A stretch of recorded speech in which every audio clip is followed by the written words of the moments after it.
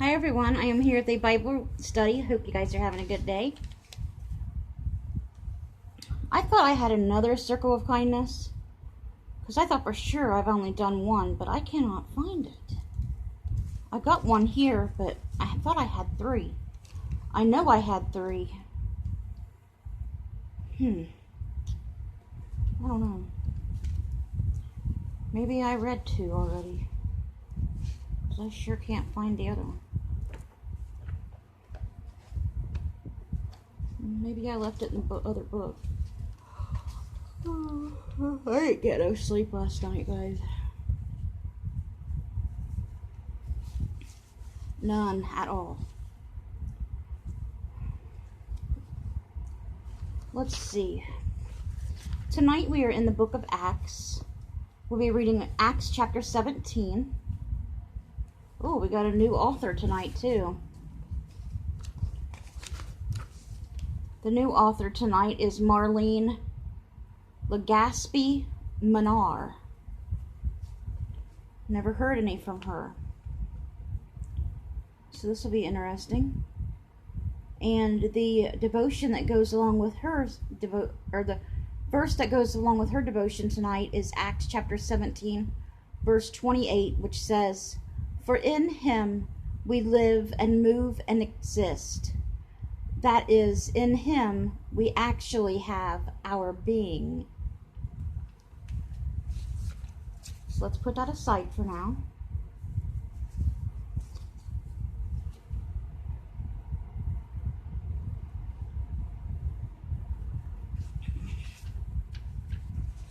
Get to chapter 17 of Acts. Acts is a lot about Paul.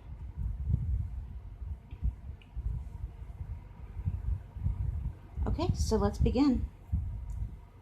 When they had passed through Amphipolis and Apollonia, they came to Thessalonica, where there was a Jewish synagogue. As his custom was, Paul went into the synagogue, and on 3 Sabbath days he reasoned with them from the Scriptures, explaining and proving that the Christ had to suffer and rise from the dead. "This Jesus I am proclaiming to you is the Christ," he said. Some of the Jews were persuaded and joined Paul and Silas, as did a large number of God-fearing Greeks, and not a few prominent women. But the Jews were jealous, so they rounded up some bad characters from the marketplace, formed a mob, and started a riot in the city. They rushed to Jason's house in search of Paul and Silas, in order to bring them out to the crowd.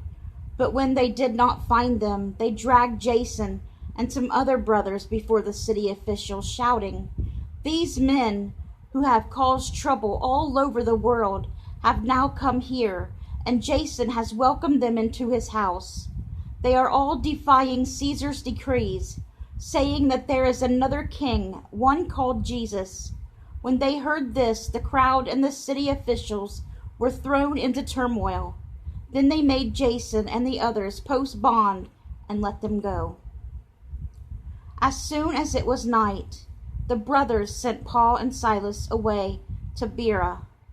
On arriving there, they went to the Jewish synagogue. Now the Bereans were of more noble character than the Thessalonians, for they received the message with great eagerness and examined the Scriptures every day to see if what Paul said was true. Many of the Jews believed, as did also a number of prominent Greek women and many Greek men. When the Jews in Thessalonica learned that Paul was preaching the word of God at Berea, they went there too, agitating the crowds and stirring them up. The brothers immediately sent Paul to the coast, but Silas and Timothy stayed at Berea.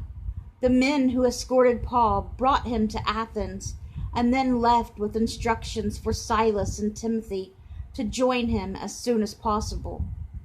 While Paul was waiting for them in Athens, He was greatly distressed to see that the city was full of idols. They turn so fast, don't they?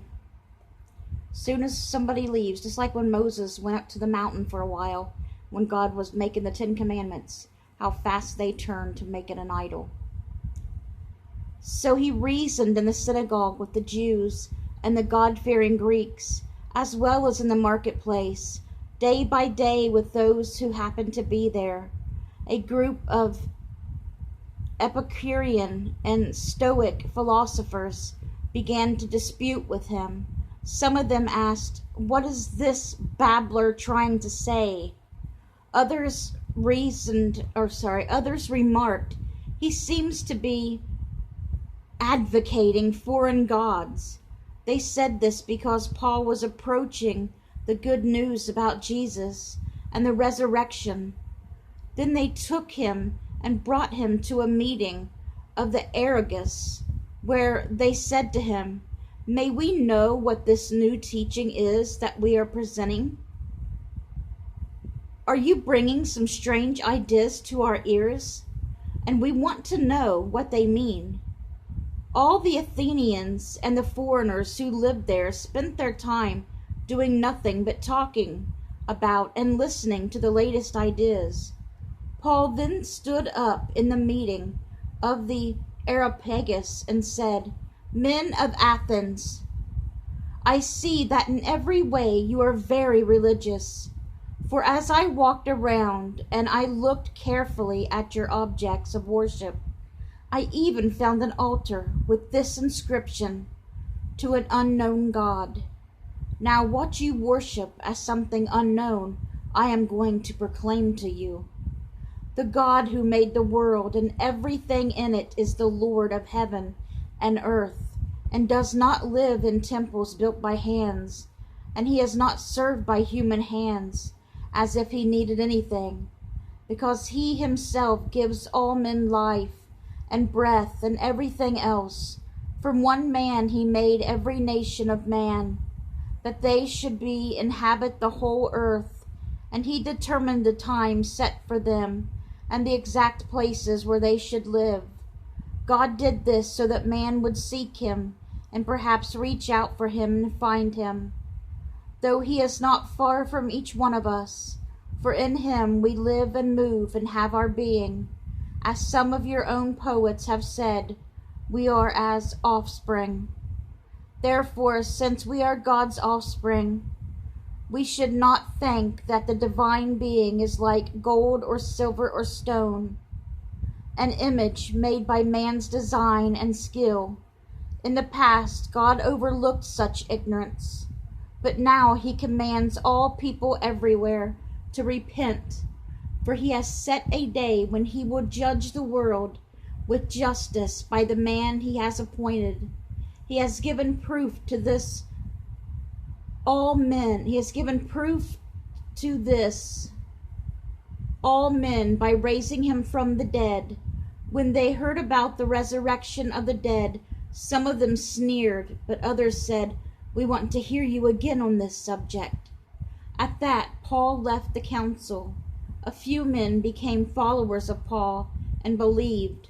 Among them was Dionysius, a member of the Areopagus, also a woman named Damaris, and a number of others. And that's where we're going to stop with the book of Acts. A lot of hard names in that one. All right. So let's get to the devotion tonight.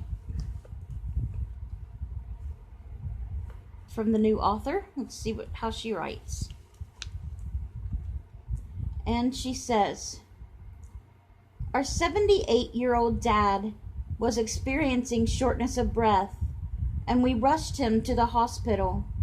A 2D echo test was ordered, and the examination room I saw a sonogram of the heart for the first time.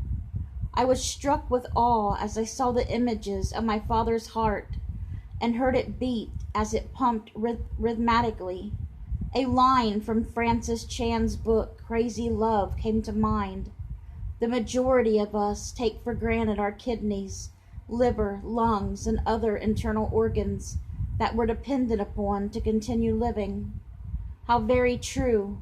It's not until we experience a sharp pain or have difficulty breathing that we become concerned. We forget that our lives are a vapor and we can die at any moment. My father was treated and discharged from the hospital, but this incident reminded me that I only live and move and exist because of Jesus. Not only does he give me life, but according to Galatians 2:20, Jesus lives in me, lives in you, lives in all of us.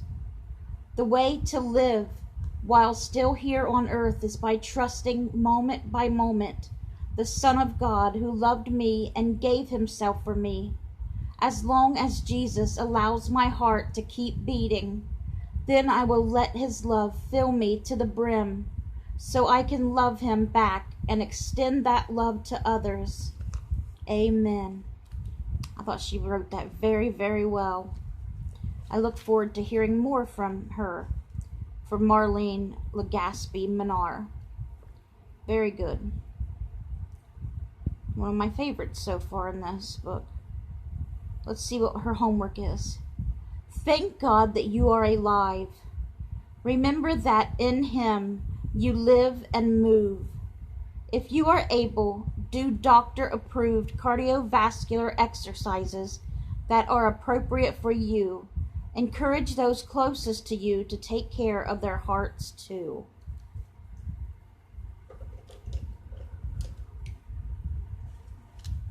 All right.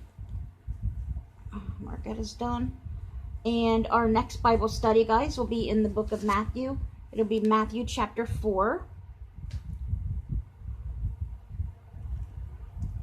I hope you guys have a great rest of your night. Let's bring those souls to Jesus, and I hope you guys have a great night's sleep. Good night, guys.